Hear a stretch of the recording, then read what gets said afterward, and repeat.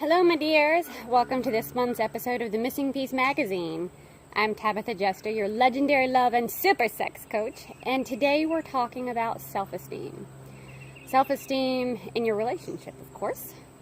So this is one of those subjects that's kind of intangible to some people.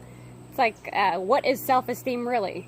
Is it being okay with whatever your partner does and not taking anything personally? Is it feeling really good about all of your choices? Is it knowing how to put yourself first? Is it knowing how to make sure you're getting your needs met in a relationship? And it's kind of tricky because all of those things do directly relate to self-esteem.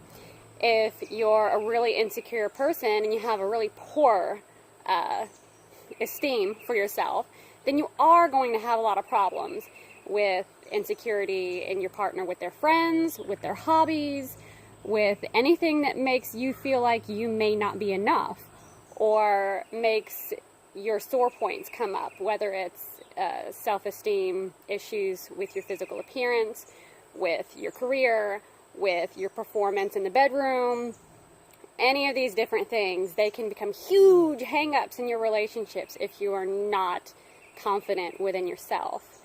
And it can also slip into your communication. It can slip into the way you feel outside of your relationship, to your health, to everything else. But all of it is always going to come back to how you are in your relationships, how you feel about your partner, how you feel about yourself. So self-esteem, it's unavoidable. It's something that you've really got to have a good understanding of and good exercise of within yourself, just for your own well-being, in addition to that of your relationship. So what are some things you can do to help create and cultivate some good, juicy, strong self-esteem in your relationships? Well, one is learning how to check in with yourself, learning how to be aware of what you're feeling, what you're thinking, what messages you have running in the back of your mind. And next month, we're going to be talking about affirmations and beliefs. So I'll be going into a little bit more of this in that video, so stay tuned. So yes, awareness, knowing what you're thinking, knowing what you're feeling in your body, knowing how to interpret those messages. Are you feeling good about something? Are you feeling bad about something? And when did this pop up? Using that as your navigation system to seeing, oh, well, it popped up when my partner said this, so I guess this is something I should pay attention to. Why am I feeling this? Is this something that I want to cultivate and nurture? And if it's not, how can I diffuse this and make sure that it doesn't continue to be an issue? So body awareness, mind awareness, the people that you're surrounding yourself with. If you've got a partner who is continuously tearing you down or making you feel bad about yourself, well, doesn't take a rocket scientist to know that this is something that you might need to adjust, whether that means looking for a different relationship or retraining you and your significant other to show up differently with each other. It can be done. Also, what friends do you have? Do you have friends that consciously or unconsciously are making you feel less than, are picking on you and your partner, are being the Debbie Downer of the friend world and telling you, you should be upset about this, he's probably doing this, or she's probably doing this? You're going to want to be careful about the people you surround yourself with, because your relationship extends into all these different areas. So the way your friends show up for you, the way your family shows up for you, I mean, these are your support systems. So if you don't have people that are looking out for your best good, then this can wreak havoc on your self-esteem. This can wreak havoc in your relationship. So you're going to want to be mindful about who you have around you. The second, fourth, fifth, I don't even know what number I'm on now. This is what happens when I don't write scripts. The next step in cultivating good self-esteem is don't put all the pressure on yourself. And don't put all the pressure on your partner. It's not your partner's job to fix you. It's your job to fix you. But how do you do that? That's confusing. That's scary, especially if you haven't had a good example system set at home, the way your parents were with themselves, the way your friends are with themselves. If you don't have any relationship role models that you can focus on that are tangible, not the ones on TV because you can't interact with them, But real tangible role models for relationships, well, my dear, you're going to need to find one. You can do this with a coach like myself. You can do this with a therapist, a counselor.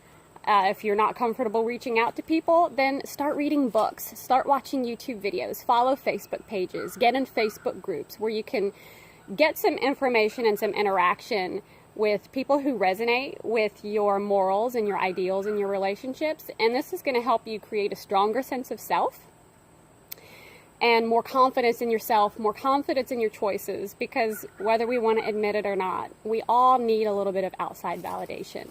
We need a little bit of outside direction. So if we need to get some structure and support and help from people outside of us and outside of our relationships, as long as you're doing this in a healthy way, and doing this with people who, again, are looking out for your highest good, this is fantastic. I encourage you to go forth and find good role models. These are some really simple steps that don't require crap tons of time, crap tons of money, but they do require consistency and commitment. So making yourself a priority, checking in with what you're thinking, what voices are chattering at you in your head, what they're saying. Is that good? Is that helpful? Or is it hurtful? Does it make you feel worse about yourself? We're going to need to change these. Again, stay tuned for next month. If your body is giving you signals that you're not paying attention to, or you don't know how to pay attention to, check in with your body and get curious and see what's going on. When did this come up? What is the message here? What is the lesson here my body is trying to teach me? And working from there.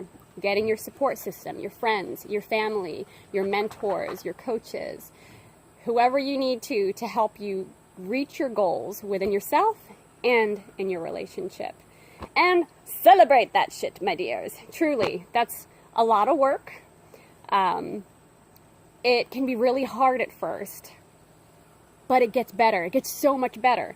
And, you know, after a few weeks, a few months, you can look back and be like, God, I used to be that woman. Oh, holy cow. Or that guy. And now, look at me. I'm happy. I'm confident. I've got the esteem I need. I'm not sabotaging my relationships. I'm not always making my partner wrong. My partner's not always making me wrong. You will be amazed at what just a few small changes in your habits, in your thoughts, your actions can actually turn into in your relationships and in your life. So my dears, that was a lot of info in 7.5 minutes. So I'm going to end it here. But what I really want to encourage you to do is, if any of this resonated, if any of it brought up more questions, I want you to go onto the website, find my profile, click on my website, my email, whatever method of contact, Facebook, whatever you love. Reach out to me. I'd love to hear from you. I'd love to know what's going on, what you found helpful, what you found confusing, and let's clarify that. Mwah. Until next month. Ow.